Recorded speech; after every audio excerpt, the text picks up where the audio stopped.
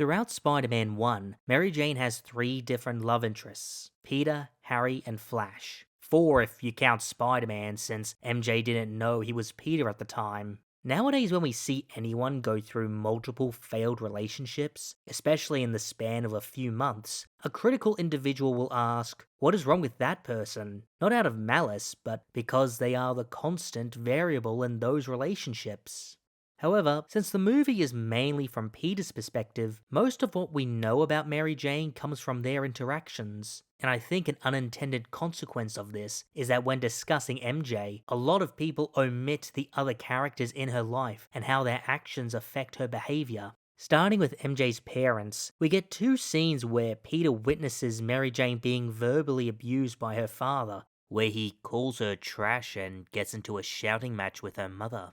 And this abuse causes MJ to have a low sense of self-worth and self-esteem while seeking out validation from other people, which could explain why she dated her first boyfriend, Flash.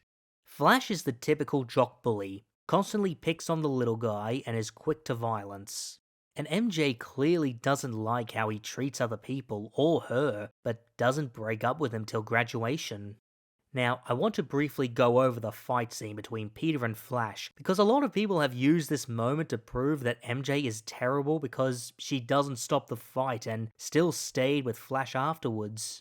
First of all, how exactly is 5'5" Mary Jane going to physically stop 6'5" Flash? And secondly, the likely reason why MJ stays with Flash is that people who suffer trauma from abusive parents can lead to them having relationships with people with similar patterns. Though, interestingly enough, MJ does break up with Flash a little bit after her heart-to-heart with Peter, which I'll expand on later.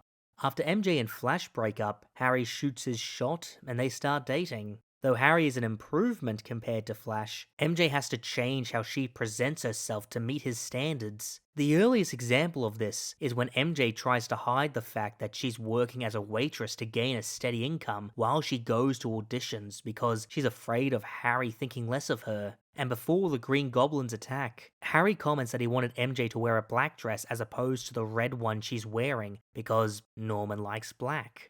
After this exchange, MJ clearly resents what Harry said but doesn't call him out on it, much like her previous relationship with Flash.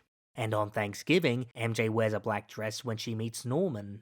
Now, I want to trace back to Harry, because again, on the surface level, Harry is definitely kinder than Flash, and though he does like MJ, Harry's really just using her to get validation from his father.